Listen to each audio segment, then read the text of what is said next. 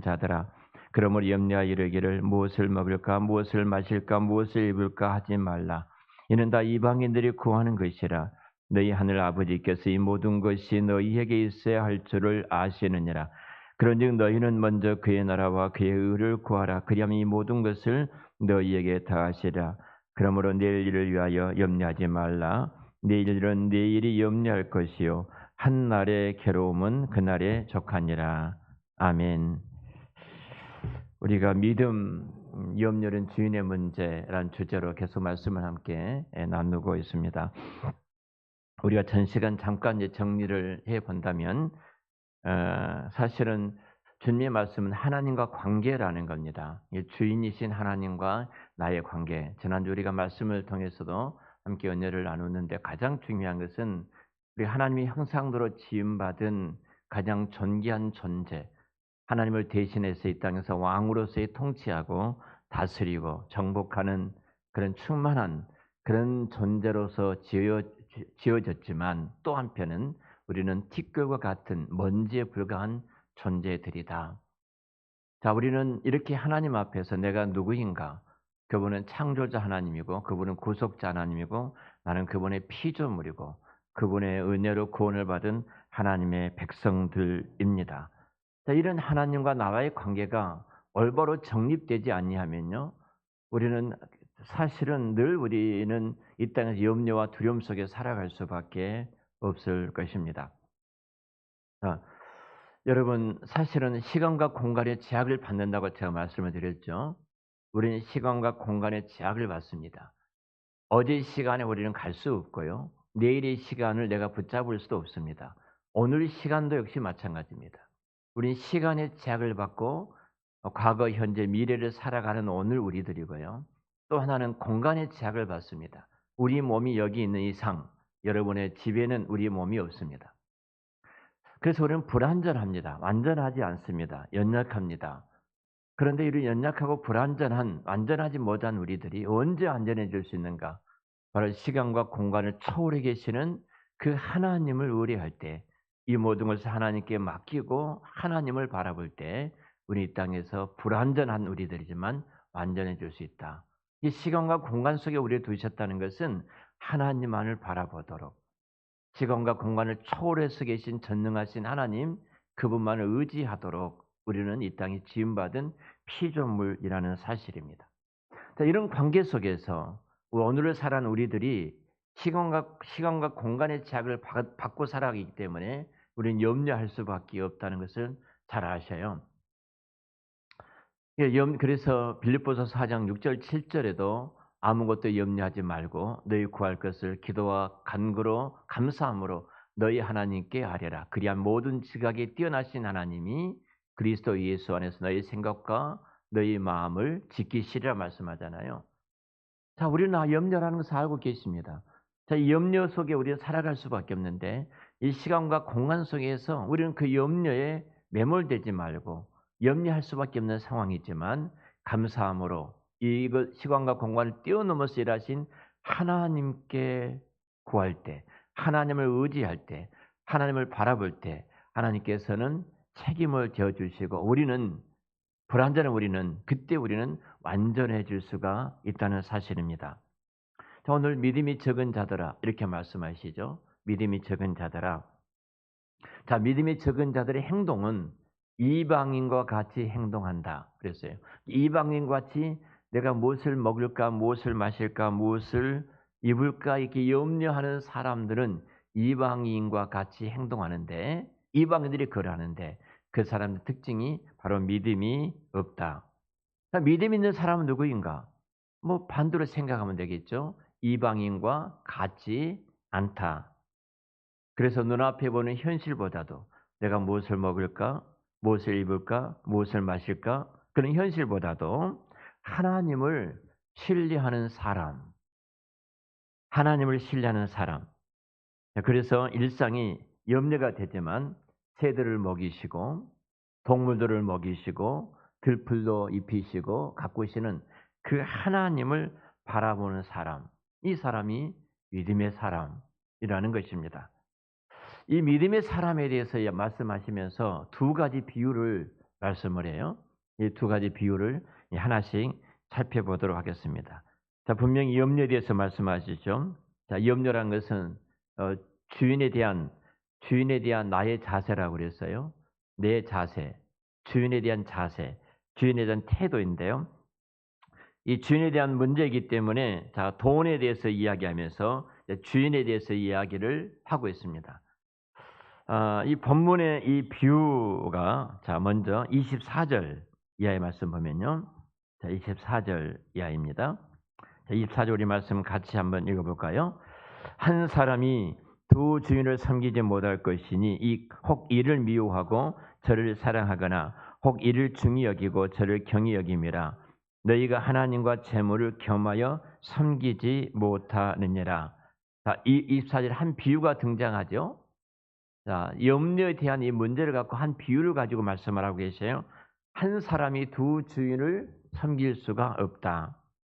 자, 이 돈에 대해서 언급하면서 돈에 대해서 말씀을 하면서 그 시작되기를 본문에서 주인의 문제를 지금 말씀하고 계시잖아요.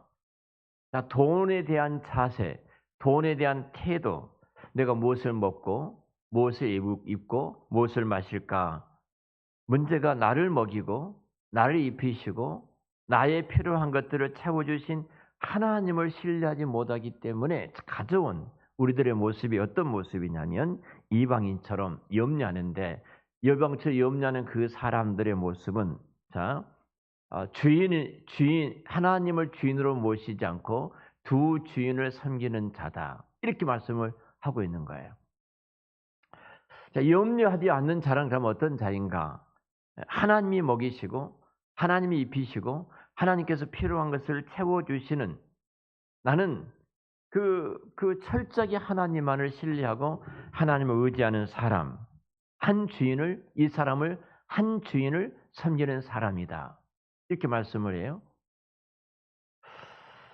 자, 다시 말씀드리면, 자, 두 주인을 섬기는 사람이 어떤 사람일까? 하나님도 섬기고 돈도 섬기는 자라는 거죠. 하나님도 섬기고 돈도 섬기고. 여기서는 지금 신앙의 문제를 가지고 말씀하고 있는 것이 아니고 돈에 해당되는 만몬신이죠. 이것에 대해서 말씀하신 것이 아니라 어떤 자가 이곳에 두 주인을 섬기는 자로 지금 성경을 말씀하고 있냐면은 하나님을 내가 믿는데 내 삶의 필요에 있어서 하나님 그분께서 나의 필요를 다 채워주지를 못하신다. 이렇게 염려한 사람이라는 거예요. 하나님이 내가 죽으면 천국으로 나를 이끌고 가실 분이다. 나를 천국으로 데려가실 분이고 나는 천국에서 영원히 하나님과 함께 살 사람이다. 여기까지는 우리가 아직 일어나지 않으니까 내가 믿을 수 있어요.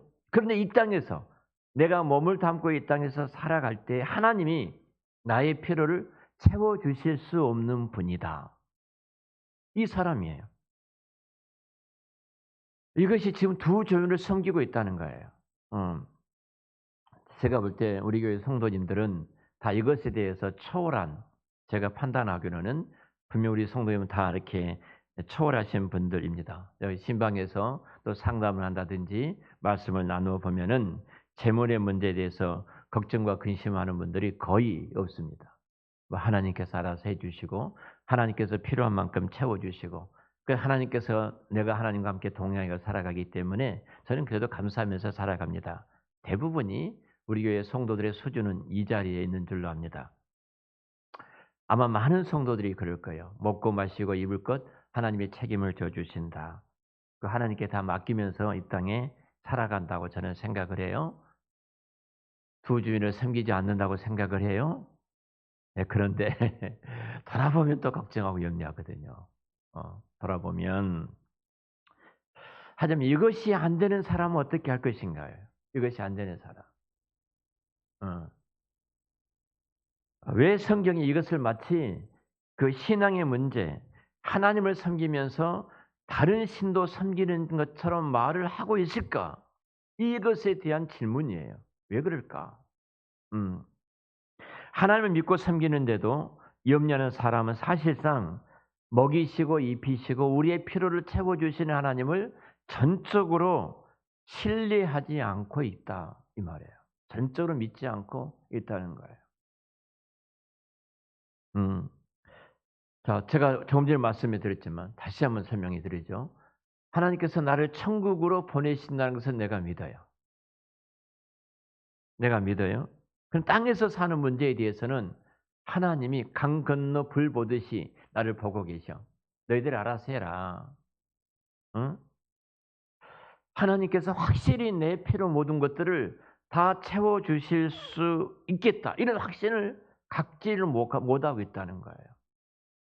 당장 이것이 필요합니다. 당장 이것도 필요합니다. 당장 필요합니다.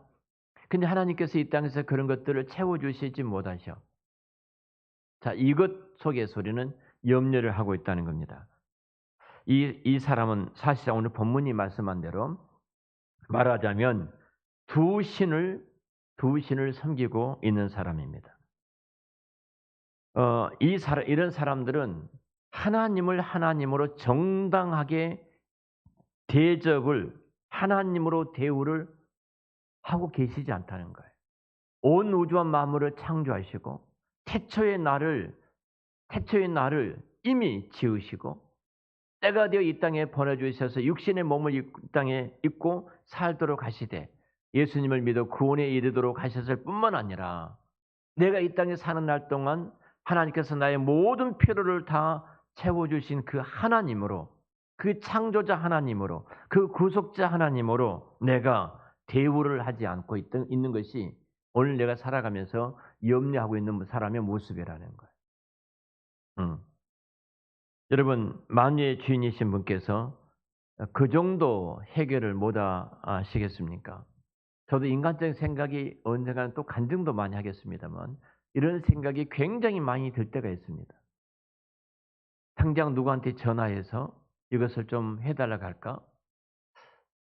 당장 누구한테 연락을 해서 이것을 그런 마음도 성령님께서 지금 내 마음에 감동을 주셨는데 내가 그분께 전화해서 그분을 하고 이것을 하도록 하라고 할까?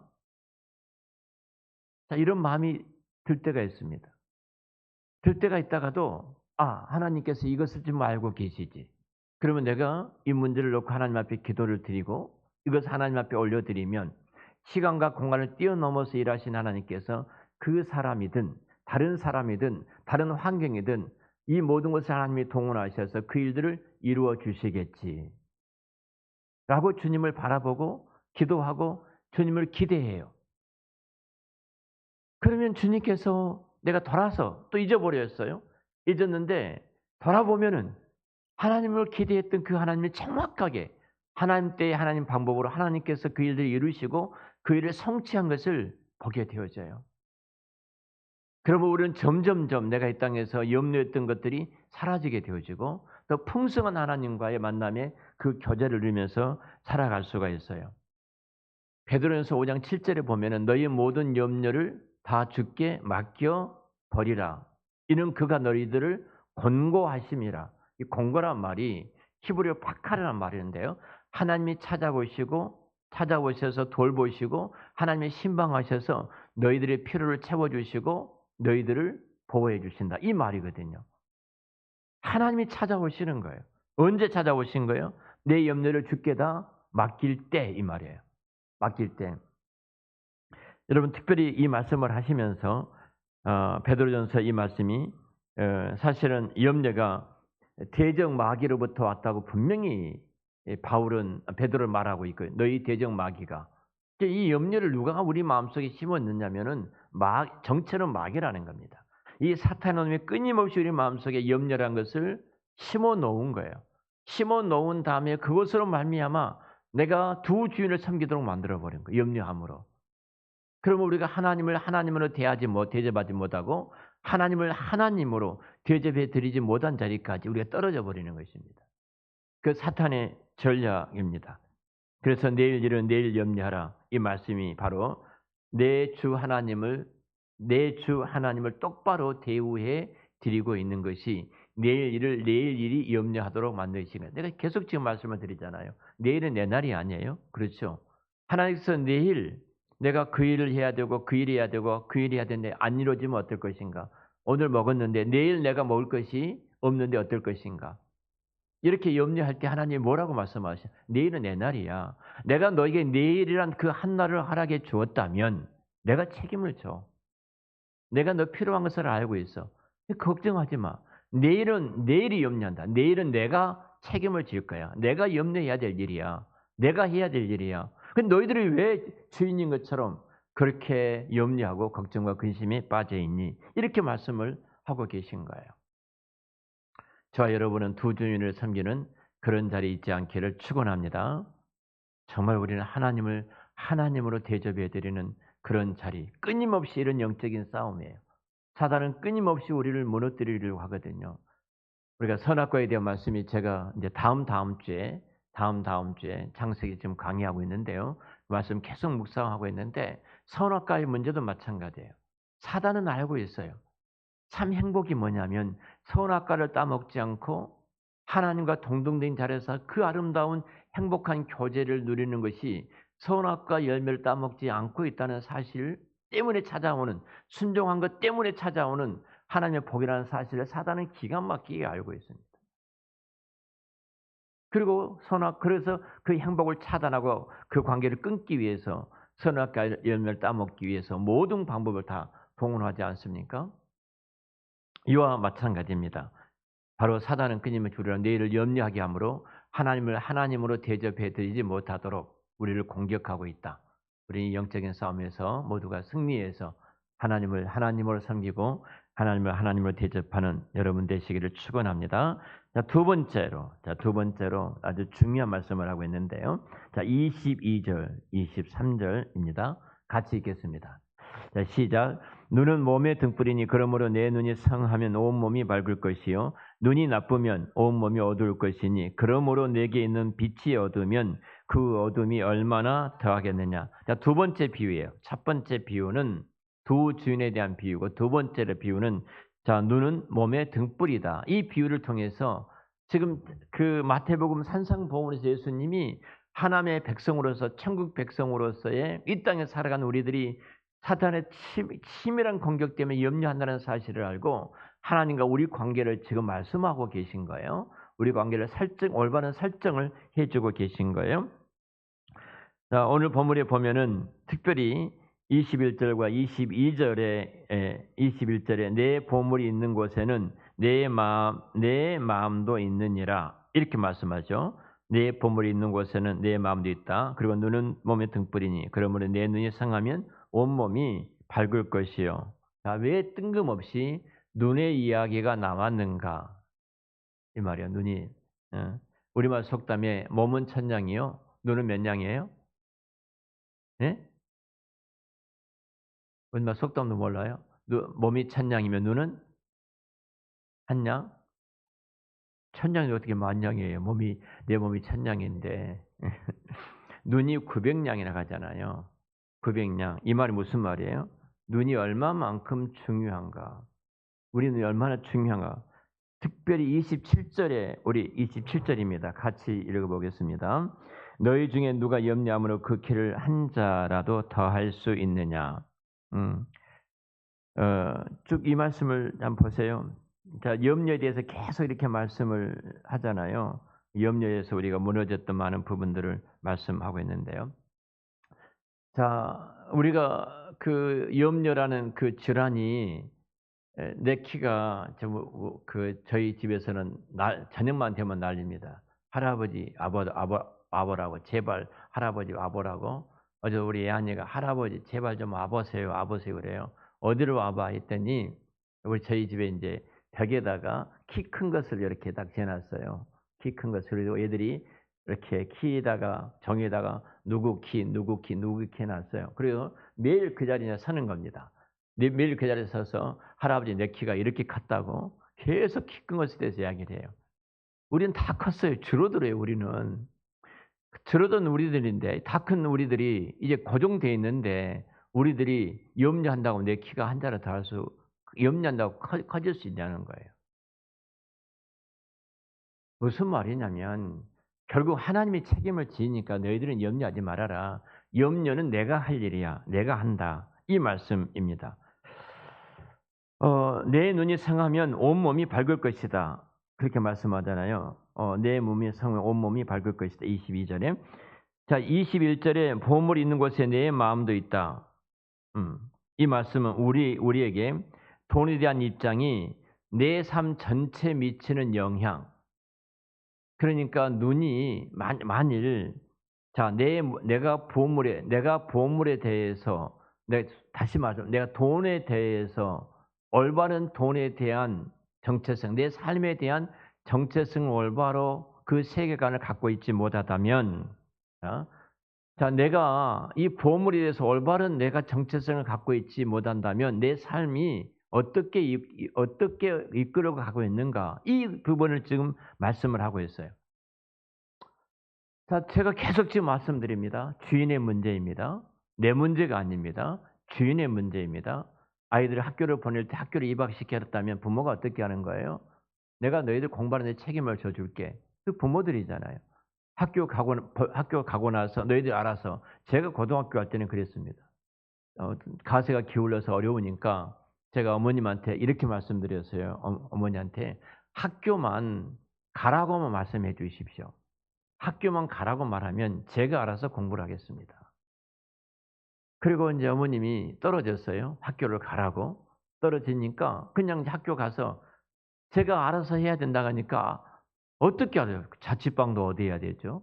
먹고 살아야 되죠. 학비도 대야 되죠. 이 모든 것을 다 내가 알아서 해야 되잖아요. 근데 어머니께서 너 학교 가라. 그렇게 가라 해놓고 내버려 두시겠습니까? 부모님이? 그러지 않잖아요. 부모 노심초사하는 겁니다. 객지에 내보냈고 공부는 어떻게 할까? 공부는 잘하고 있을까? 등록금 어떻게 냈는가? 등록금 언제 나오지? 얼마나 나오지? 부모는 다 그거 걱정하고 있어요. 제가 약속한 것이 있잖아요. 걱정하지 말라고. 그 걱정하지 말라고 해놓고 부모님 걱정을 시키지 않으려고 돈 되는 것은 다 해봤습니다. 할 수 있는 것은 다 해봤어요. 제가 정말로 많이 했더라고요. 정말로. 음, 여러분 잘 아신 것처럼 언젠가 제가 방범대원도 했고요. 그리고 그 제과점에서 빵을 떼다가 그 자전거에다 싣고 가게들만 다니면서 빵 몇 개 필요합니까? 이렇게 가게마다 빵 넣어준 거 있잖아요. 이렇게 유통이잖아요. 빵 넣는 것도 다 했고요. 신문 배달도 집집마다 신문 넣은 것도 했고요. 연탄 배달도 해봤고 아이스 깨끼 있잖아요. 아이스 깨끼 무슨 행사가 있으면 그곳에서 사가지고 가서 통 놔두고 아이스 깨끼도 팔아보고요. 시간 나면은 공휴일 같은 경우는 노가다에 가가지고 그 큰 그 녹강 같은 만드는데 시멘트로 그곳에 가서 일도 해봤고요. 뭐 안 해본 곳이 없어요. 방역반을 만들어서 내 친구 몇 사람하고 우리 방역하러 다니자. 분무기 들고 나 농약 타가지고 방역도 다녔고요. 참 많이 해봤더라고요. 근데 부모님은 그럼 걱정 안 하시겠어요? 부모님은 항상 걱정하셨을 거예요. 하나님이 지금 우리를 이 세상에 보내놓고 사람이 여러 가지 많이 있습니다. 근데 그 하나님 전능하신 하나님께서는 너희들이 알아서 해 그것이 아니에요. 오늘 또 어떤 분들에게 제가 두 사람에게 복음을 전했어요. 복음을 전하고 점심을 같이 먹었습니다. 그런데 예수님을 영접해서요. 영접하고 점심을 같이 먹었는데 이제 교회 나오기로 하고 점심을 같이 먹었어요. 그리고 제가 딱 한마디 마지막에 했습니다. 당신의 인생은 이제 하나님이 책임을 지신다. 아무것도 걱정하지 말고 하나님만 바라봐라. 하나님만 바라봐라. 하나님이 당신 인생을 책임질 테니까. 그리고 하나님만 바라볼 때 하나님이 모든 것들을 당신 앞서서 인도하실 것이다. 내가 복음 마지막 기도할 때 하나님 나의 삶을 인도하시고 나의 삶을 보호해 주십시오. 라고 다 깨달아서 기도했거든요. 이제 하나님이 당신의 삶을 인도하실 것이고 보호하실 거니까 한 사람 교회 와서 이제 예배드리고 한 사람 교회 와서 신앙생활하고 행복한 삶을 같이 살자. 옳지 않을지는 모르겠어요. 제가 다 사진도 찍고 같이 이제 전화번호도 받고 다 했는데 하나님이 책임을 지시는 저는 자신 있게 말할 수 있어요. 왜요? 제가 하나님이 제 인생을 책임져 주셨기 때문에. 응.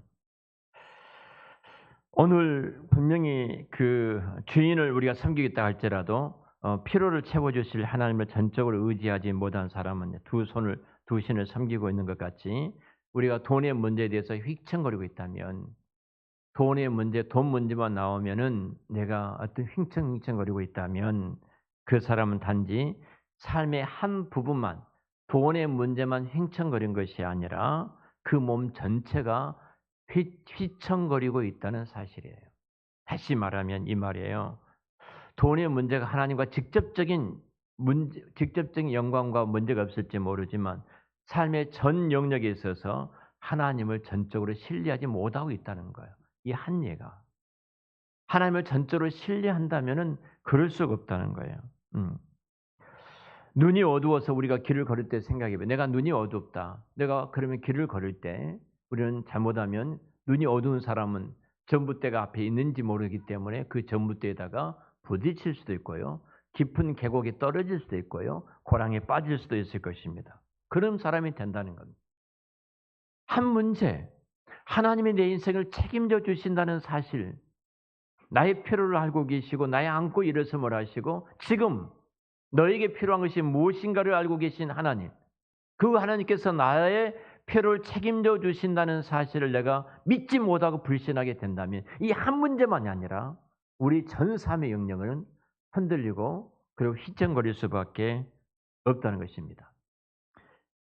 여러분, 돈의 문제는 결국 주인의 문제입니다. 주인의 문제예요. 내가 주인이신 하나님을 제대로 신뢰하고 있는가? 내가 그분을 제대로 믿고 있는가? 그래서 내 삶에 진실로 염려가 없는가? 염려가 없는가? 이 문제가 바로 오늘 본문이 우리에게 가르쳐 주시는 핵심입니다. 핵심이에요. 아, 사실 여러분, 우리가 제가 늘 이렇게 돈 문제가 나오면은 목사님 또 헌금에 대해서 말씀하시겠지. 또 이렇게 또 생각하시는 분들이 계시기 때문에 늘 목사들은 돈 문제 가지고 설교하기를 부담스러워합니다. 근데 본질적으로 생각해 보면요, 여러분 돈이냐 하나님이냐의 싸움이에요. 특별히 오늘을 살아가는 현대인들에게서 돈은 절대적인 만몬이에요. 절대적인 신입니다. 이 돈의 주인이 하나님이시고 이 돈을 핸들링하신 분이 하나님이라는 사실을 분명히 내가 신뢰하고 믿지 못한다면 우리는 돈에 매여서 살아갈 수밖에 없는 거예요. 음. 우리가 이런 싸움들이 계속해서 이루어질 텐데요. 사실 어떤 면에서 보면은 그 유명한 한 시대를 일으켰던 웨슬레라는 영적인 대각성을 일으켰던 웨슬레 목사님에 대해서 그 삶을 결국 그분의 삶에 대한 글에 이런 내용이 나옵니다. 자, 우리가 왜 돈에 대해서 염려하냐면요. 이 목사님의 예를 한 들어본다면 이렇게 할 수 있을 거예요. 웨슬러 목사님께서 100달러를 한 달에 받았습니다. 100달러를 벌었어요. 그러면 70달러를 가지고 한 달 생활을 합니다. 그러면 30달러를 하나님 앞에 드렸어요. 그런데 이제 200달러를 벌게 됩니다. 200달러를 벌게 되면은 70달러를 그대로 갖고 살고요. 나머지 인제 그 인제 60달러를 160달러를 또 하나님께 드립니다. 130달러, 70달러에서 130달러를 하나님께 드려요. 1000달러를 벌게 됩니다. 그럼 동일하게 70달러를 쓰고요. 930달러를 헌금을 했다고 합니다. 제가 이 말씀을 읽고 굉장히 제가 울었어요. 제가 울었어요. 우리는 돈이 많아지면 많아진 것만큼 더 풍요롭고 더 부유하게 살고 더 그렇게 살고 싶은 욕망이 우리 안에는 다 있습니다. 내가 70달러 가지고 70달러 가지고 살 수 있도록 하나님께서 내 삶에 그 필요를 주시고 그 나머지를 주셨다면 그것은 주님을 위해서 하나님 나라를 위해서 쓰기 위해서 그것을 내게 맡겨 주신 거예요. 그걸 저축하고 쌓고 쌓기 위해서 한 것이 결코 아니라는 사실입니다. 내가 수입이 많아지면 그 수입이 많아진 것 가지고 우리 화로운 삶을 살도록 하기 위해서 주신 것이 결코 아니라는 거예요. 그래서 웨슬리 목사님은 하늘에 너희 보물을 쌓아두라. 다음 주에 이 본문에 대해서 뒷부분에서 말씀을 드릴 텐데요.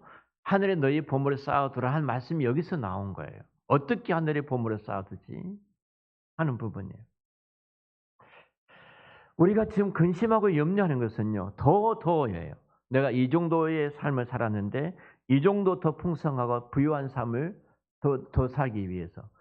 내가 차가 지금 이것이 있는데 이 차를 바꿔서 이런 차를 갖기 위해서. 집이 내가 이것이 있는데 이 집을 내가 더 이런 집을 바꾸기 위해서. 우리는 늘 이것에 매몰되다 보니까 염려와 걱정과 두려움 속에 우리가 살아갈 수밖에 없게 되더라는 겁니다. 음. 결국은 내 수입이 는다고 해서 내 삶이 너무 화로워지는 것은 내 보물을 하늘에 쌓아두라 말씀 뒤에 나오는데요. 쌓아두라 이 말씀에 대해서 우리들은 지금 어그러진 것에 우리가 지금 그런 삶을 살아가고 있다. 그렇게 말할 수가 있을 것입니다. 참된 신자들은 자기가 재물이 많다고 해서 그것을 가지고 화롭게 화로운 나의 어떤 삶을 그게 살아가도록 하신 것은 결코 아니다. 결국 하나님의 나라와 그 영광을 위해서 쓰도록 우리에게 주셨던 선물이고 그것을 가지고 하나님의 나라에 보물을 쌓아두는 것, 정말 우리 주변에 하나님의 사랑이 하나님의 은혜가 흘러갈 수 있도록 하는 곳에 흘러가도록 하러가신 하나님의 선물이지 이 땅에 쌓아두라고 주신 것이 아니라는 사실입니다. 우리 신자들은 정말로 적절하고 검소하게 살아야 됩니다. 그것이 그리스도인의 경건한 삶의 모습이에요. 소득이 점점 더 늘면 그것을 가지고 내 삶을 좀 더 화롭게 그렇게 쓰는 것이 아니라 내게 재물을 주신 하나님을 생각하면서 하나님이 기뻐한 것이 무엇일까? 이것이 두 주인을 섬기는 데 이겨갈 수 있는 승리할 수 있는 삶의 가치예요. 그렇지 않으면은 이것이 물질이 주가 되어 버립니다. 어. 이렇게 될 때 우리는 결코 어그러진 삶을 살아갈 수밖에 없을 것입니다. 우리는 족함이 바로 여기에 있습니다. 하나님 앞에서 하나님이 계시면 족합니다. 하나님이 주신 것은 나의 필요를 알고 주셨습니다. 더 주신 것은 필요보다 더 주신 것은 그것을 가지고 또 필요가 필요한 사람에게 흘러가도록 하나님 주신 선물입니다. 그렇게 여러분들이 어떤 하나님을 바라보고 신뢰하고 물질적인 부분들을 정리한다면 눈이 어두워진 것이 아니라 여러분 눈은 정말로 밝은 눈으로서 하나님 앞에 사랑받는 하나님이 인정해 주시고 하나님이 기억해 주시는 삶으로 나아가는 그런 복의 사람들이 되어줄 줄로 믿습니다. 지난 월요일 날 청양 한인교회 출신 장로님들이 중국에서 들어오셨던 장로님들이 저하고 식사를 좀 하자고 연락이 와서 제가 갔어요. 갔더니 이 장로님들이 다 모여 있더라고요. 다 모여 있어요. 한국에 들어오셨던 장로님들 다 모여 있어서 식사를 하고 카페 가서 같이 차를 마시면서 교제하는 시간을 가졌습니다.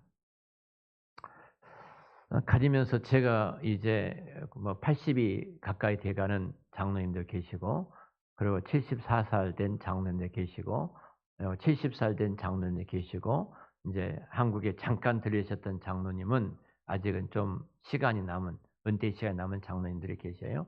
제가 딱 물었어요. 우리 78세 된 장로님께 박시영 장로님인데 박 장로님한테 장로님 지금 무엇을 하고 계십니까? 물었어요. 무엇을 하고 계십니까? 그러니까 딱 한마디 하더라고요. 한국에 들어오셔서 주일날 성경책 들고 교회 가서 예배 드리고 집에 돌아간 이후에는 교회라든지 내가 사회에 하고 있는 일이 아무것도 없습니다. 장로님 걷기가 힘드십니까? 물었어요. 아니 잘 걸어 다닙니다. 식사하기가 힘드십니까? 그랬더니 아니 식사도 잘하고 소요도 잘 시킵니다. 아무것도 안 하고 계신 거예요. 또 한 장로님은 자기는 교회 인제 조그마한 교회인데 그 교회에 자기가 자기 건물에서 교회를 하니까 그 건물에 하시는 교회를 출석하고 계셔요. 그러면서 출석을 하고 계시는데 앞에서 그냥 인사하는 것이 당신이 하는 일이라고 그러시더라고요. 주일날. 몇 명이나 모입니까? 가족들이 모이는데 한 10명 정도 모입니다. 오는 사람들 인사하고 그리고 끝나면 또 인사하고 그것이 제가 할 일입니다. 제가 너무 마음이 무거웠습니다.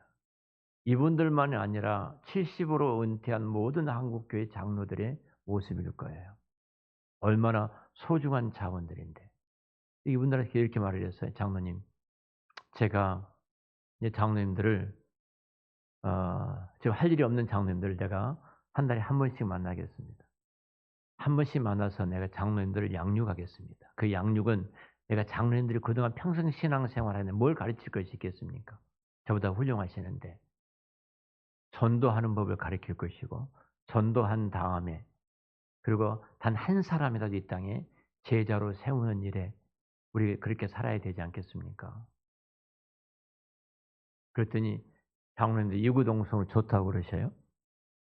제가 시간을 낼지 모르겠습니다. 마지막에 그렇게 말씀을 드렸는데요. 한번 생각해 보세요. 우리 몸은요, 하나님 부르시면 가요. 근데 내가 우선순위가 잘못되어지면 내 삶이 전체가 무너질 수밖에 없다는 사실이에요. 금방이에요. 금방. 지금 하나님께서 그 현장에 시간과 공간 속에 나를 두셨다면 그곳에서 정말로 하나님이 기뻐하신 그 일 앞에 우리 자신과 우리의 생애를 내어드려야 되지 않겠습니까? 그럼 우리의 삶이 통해서 이 땅에 하나님 나라가 또 이 땅에 또 다른 제자가 세워지고 그 제자가 또 다른 제자를 만들어가는 그런 하나님의 왕국을 세워나가는 그 일꾼으로 세워져야 되지 않겠습니까? 우리의 모든 필요를 채워주신 하나님을 바라보고 그분을 자랑하고 그분을 소개하고 그분을 간증하고 또 그분 하나님으로 하나님에 대접해 드리는 그런 삶을 사심으로 여러분 삶이 좀 더 부유하고 윤택해지는 그런 자리에 있으시기를 우리 주의 이름으로 축원합니다. 기도하겠습니다.